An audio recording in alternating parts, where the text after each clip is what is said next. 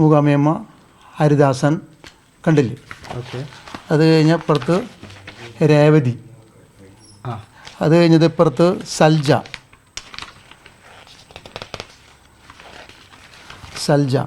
ഇതൊക്കെ അതേപോലെ കൃത്യമായിട്ട് തൃശ്ശൂരത്തെ വോട്ടർ പട്ടികയിൽ കാണാൻ കഴിഞ്ഞു. ഇവരുടെ ഒക്കെ പശ്ചാത്തലം ഒരു BJP ആണ്. ഇവരെല്ലാവരും BJP കാരന്, എല്ലാവരും BJP പ്രവർത്തകരാണ്, സജീവമായിട്ട് എല്ലാവരും പങ്കെടുക്കുന്ന ആൾക്കാരാണ്.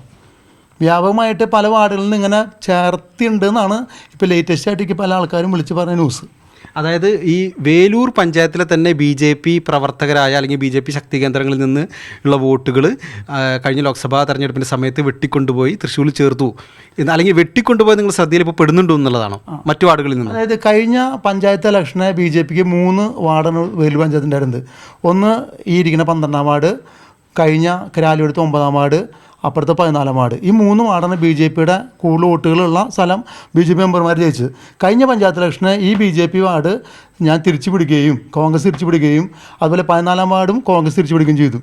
ഈ 2 വാർഡിലുള്ള BJPക്കാരും 9-ാം വാർഡിലെ കരാലൂരുള്ള BJP പ്രവർത്തകരും വ്യാപകമായി ഇങ്ങനെ ചെയ്തിട്ടുണ്ടെന്നാണ് എനിക്ക് മനസ്സിലാവുന്നത്.